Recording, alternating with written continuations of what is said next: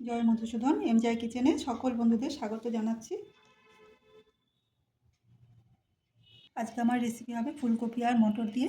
আমি এই ফুলকপিটা 80% বয়েল করে নিয়েছি, এটা আমি এখন পেস্ট করে নেব। এর মধ্যে আমি একটা লঙ্কা দিয়ে দিচ্ছি। আমি এইভাবে ফুলকপিটা পেস্ট করে নিয়েছি। এর মধ্যে আমি গ্রেট করা আলু দিচ্ছি, ভালো করে ধুয়ে নিয়েছি। বড় একটা আলু আছে, দিয়ে দেবো হলুদ,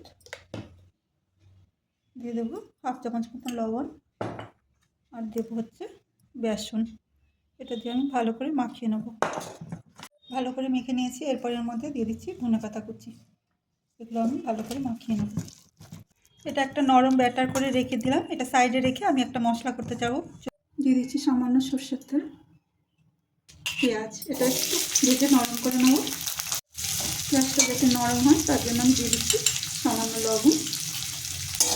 পেঁয়াজটা হালকা নরম হয়েছে, এরপর আমি দিয়ে দিচ্ছি রসুন, আদা আর একটা কাঁচা লঙ্কা।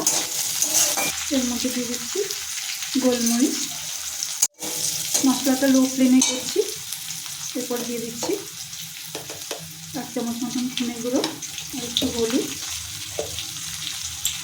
কসুরি মেথি আর একটু হিং। এর মধ্যে এবার দিয়ে দিচ্ছি মটর। এগুলো আমি নরম করে নেব। মিডিয়াম মতন কষিয়ে নিয়েছি। এবার এটা নামিয়ে ঠান্ডা করে পেস্ট করে নেব।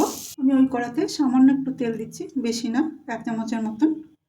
ফুলকপির পেস্টটা করেছিলাম সেটা আমি অনবরত নেড়ে আটা মাখার মতন মন্ড করে নেব। এটা অনবরত নাড়বো। আর বাটি ধোয়া একটু জল দিয়েছি। এটা আটার মতো ডো করে নিয়েছি, যে কড়া থেকে ছাড়া ছাড়া হয়ে গেছে। এবার আমি এটা নামিয়ে থালায় রাখবো। থালাটা আমি তেল মাখিয়ে রেখেছি, এর মধ্যে এবার মন্ডটা রাখবো। এটা বাইরে রাখলে 5-10 মিনিট ঠান্ডা করতে দিন। আর আমি এটা ফ্রিজে রাখবো। 3 থেকে 4 মিনিট ফ্রিজে রাখলেই শক্ত হয়ে যাবে। গরম তেলে আমি দিয়ে দিচ্ছি একটা তেজপাতা, জিরা, আর সঙ্গে লবঙ্গ, এলাচ আর দারচিনি থেতো করা আছে সব। আর দিচ্ছি একটা শুকনো লঙ্কা। এর মধ্যে দিয়ে দিচ্ছি ফুলকপি পেস্ট। এটা একটু ভেজে নেব। এটা একটু ভেজে নিয়েছি। এরপর দিয়ে দিচ্ছি আমি যে মটর, পেঁয়াজ, আদা, রসুন পেস্ট করেছিলাম সেটা দিয়ে দিচ্ছি। আর এর মধ্যে আমি একটুখানি কাশ্মীরি লঙ্কা গুঁড়ো মিশিয়ে নিয়েছি। মশলার তেল ছেড়ে দিয়েছে। এরপর আমি দিয়ে দেবো একটা টমেটো, কাঁচা টমেটোর পেস্ট। এটা আমি মশলার সাথে ভালো করে কষিয়ে নেব। টমেটো কাঁচা গন্ধ চলে গেছে, মশলাও ভালো পাকানো হতে তেল ছাড়ছে। এই এখন আমি দিয়ে দিচ্ছি সামান্য চিনি, একটু গরম মশলা গুঁড়ো, সামান্য একটু নুন, আর দিয়ে দেবো কিছু মটর। এগুলো একটু ভেজে নেবো মশলার সঙ্গে। মটরের কালার চেঞ্জ হয়েছে। আমি এবার দিয়ে দেবো জল।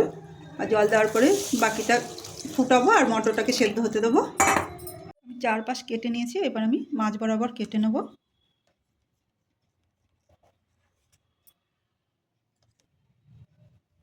পনিরের মতন টুকরোগুলো করে নেব। এটা কাঁচাও দেওয়া যায়, আবার ভেজেও দেওয়া যায়। আপনারা কাঁচা দিলে কাঁচা দেবেন, আমি একটু ভেজে দেবো। কিছু ভেজে নিয়েছি। আমি ভাজা বড়িগুলো তুলে নিচ্ছি।